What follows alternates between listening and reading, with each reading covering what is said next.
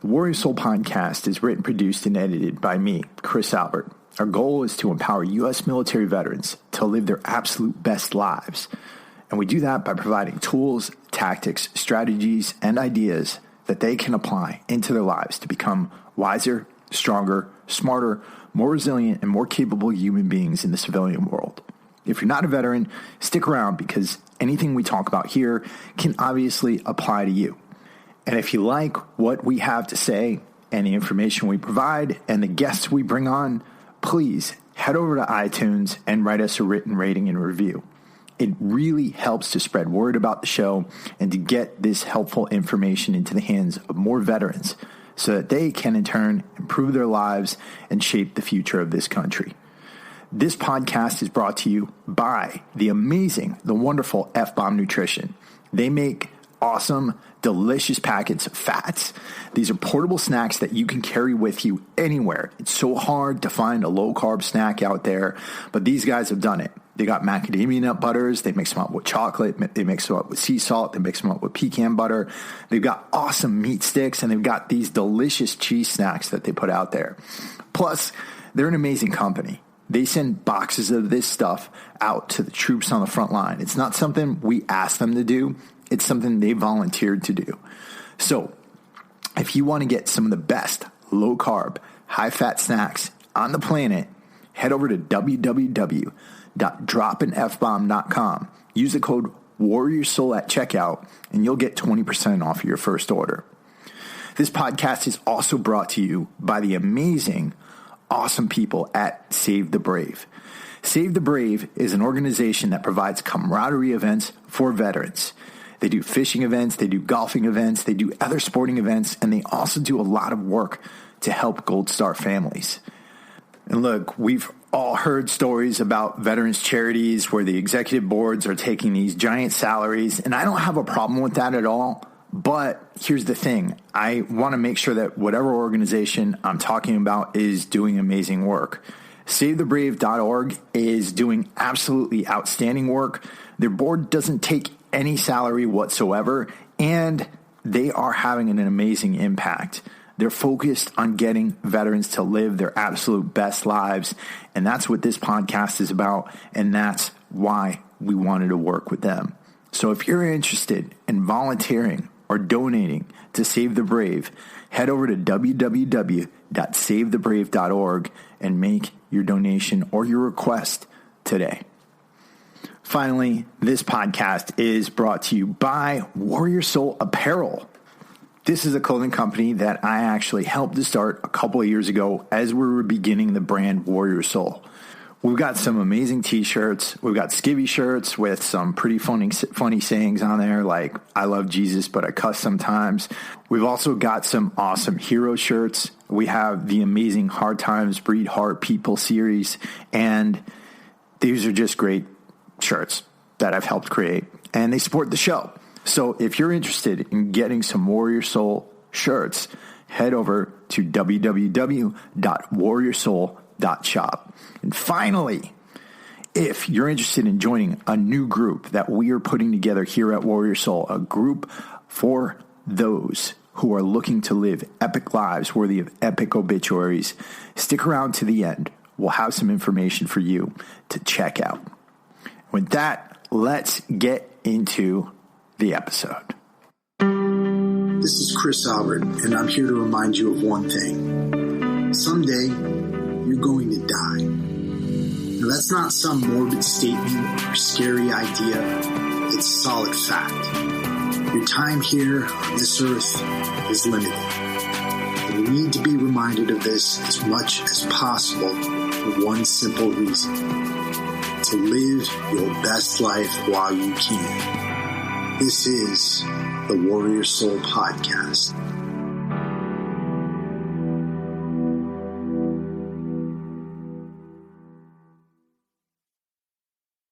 What is going on, ladies and gents? Back at you with another awesome interview.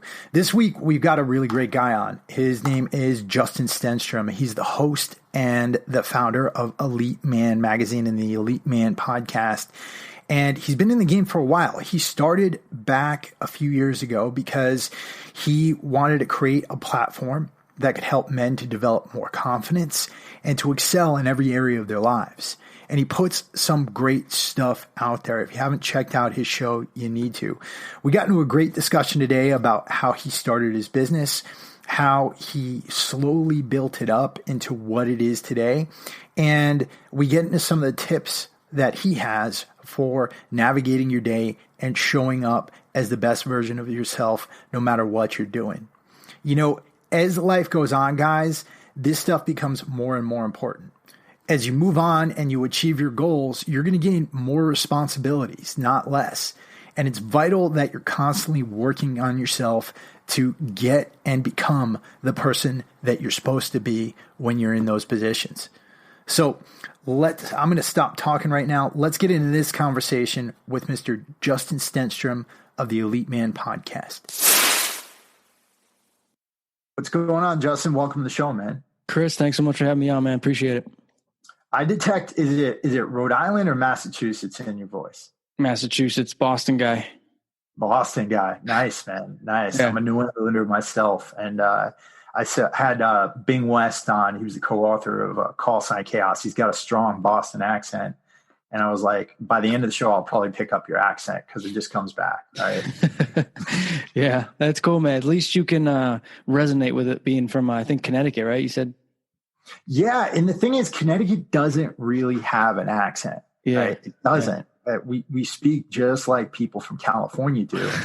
But when I speak to people from California, like they'll pick up on certain words like coffee. I say coffee differently than the way they say it out here. It's probably coming out stronger right now because I'm speaking to you with your accent, you know? It's funny too. You're right in the middle of like New York and Mass. So you got like kind of a in-between thing. You probably pick up some stuff from New York people and then some stuff from the Mass people and just, you know, get your own little thing going. But I think you are right. Connecticut doesn't really have anything specific. Like if I go down south, I was in Georgia a couple of years ago. I've been to Florida. And like everybody knows, they all think it's actually New York. They mistake it for a New York accent, but everyone knows I got some kind of like Northeastern thing going on. And it's kind of funny though, because you don't recognize it until you step out of where you're from. Right. And I think only New Englanders can really tell the difference between a New York accent and a Boston accent. Right? Because there's distinct differences between the two. My mom's from North Jersey. She's got a New York accent and it comes out a lot. It comes out a lot when I'm talking to her. But, big fan of your show, the Elite Man podcast. How long have you been doing that for? I think we've done it for probably close to 5 years now. I mean, it's been a long time, man, as you know. I mean, you've been doing this one for like 3 years. So, dude, time flies in a sense, but also at the same time, like you think of all the grinding it takes, all the hard work, all the interviews you have to do, all the editing you have to do. Like it's a long process, but, at this point, I'm pretty happy with the results and kind of where we're at. What made you get started with it? I know you started as a magazine and you developed a podcast based off of that. I know that you also had some involvement with Pickup, right? Yeah, 100%. So I started the podcast. Actually, when it first started, it was called a different name related to the dating stuff. So it was basically a dating self-help podcast for dating advice and confidence for guys looking to meet and pick up women. And then after doing that, maybe like 20 episodes in, I just got sick of doing the same shit over and over again. It was like the same exact advice, the same exact interviews. Not to say that the guests were bad, but it was basically like personally, I was getting really bored of it. It was just like a tiresome thing. And it was almost like saying the same things over and over again, and having to go through the motions. So I slowly started drifting off and covering different topics. And then from that point, I evolved with the website and just started tackling different topics on that, and kind of it steered me in my whole journey of like where I took that business, like directly because of being bored with the topics we were covering on the podcast. And then like we ventured out and covered all kinds of stuff like business, health, fitness. And then it just kind of exploded from there. Yeah. Right now you're branched off into a whole bunch of things. You've got your own supplement company. You've got a bunch of things going on there, right? Yeah. So we get it's called Elite Life Nutrition. We launched that 2 years ago, about two years ago or so. And that's really like been my main focus for the past year and a half. But that's like the breadwinner of the entire thing. Like that's really the biggest revenue that we get.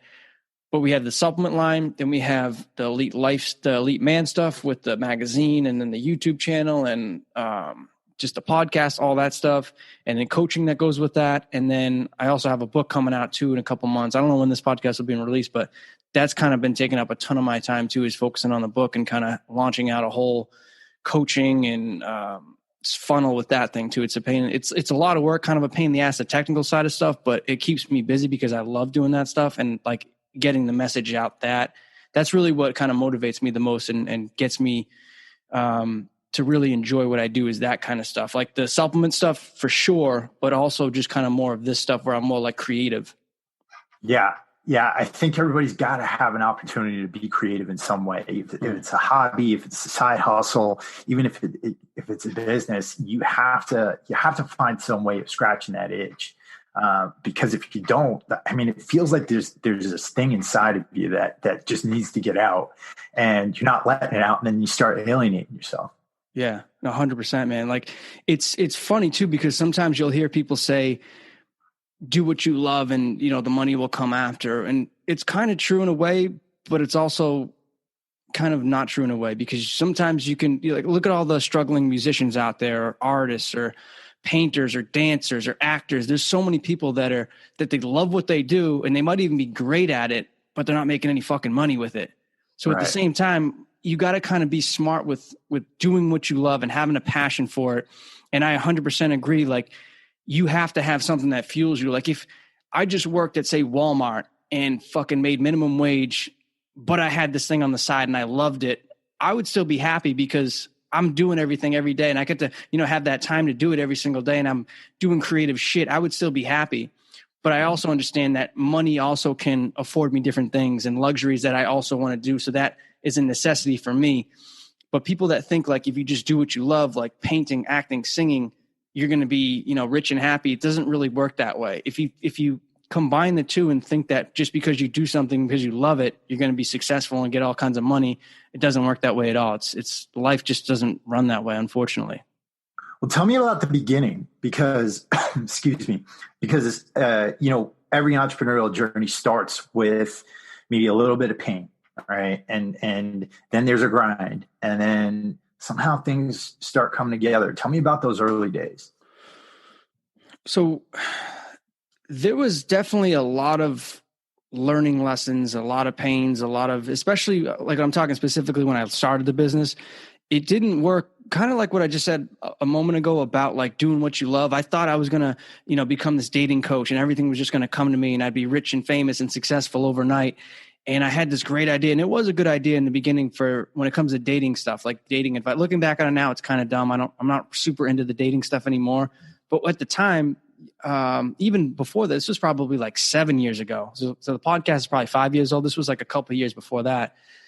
At the time, it was an excellent idea. I had this great website. I had, you know, this coaching thing set up, and I had a bunch of articles that I read, like blog articles, and I thought it was going to explode because it was such a good idea. And I launched the thing and nobody came to the website. Nobody bought the coaching packages. I had no traffic. I had like maybe 5 people reading my blog posts, and like 3 of them were family members. And, you know, that lasted for like 6 months. And then I kind of slowly started to realize I had to do more shit. It wasn't just like, you know, if I build it, they will come. It was like I had to build it, do a lot of other stuff, and be smart with how I'm doing that so that I can bring the people towards me. And a lot of that, I mean, it didn't just happen overnight, but it took probably a couple of years of really testing things out and trying new things, experimenting with stuff before I kind of figured it out and kind of grew my audience from that point forward. And by the time the podcast came around, even the podcast took a little while to take off, but by the time the podcast, like around that timeline, was when I started to figure things out. Yeah, it's like you got to try different things too. I see so many people out there, they're afraid to experiment, or they feel like, I think they're so conditioned from school to think like, all right, you're going to check this box and it's going to be a right or wrong answer. And it's not going to be like that. You're going to get results back. You got to evaluate those results. Maybe it's partially working. Maybe there's something you can double down on, and maybe it's something you got to drop and move on to the next thing. Right. Yeah. That's such a good point you make, man. Like when you first I think we're all conditioned for many years of schooling, you know, K through high school, senior year, whatever, grade 12. you're conditioned to take these tests and to take these exams and quizzes and to get these A's and B's, and you're conditioned by the teacher that if you do these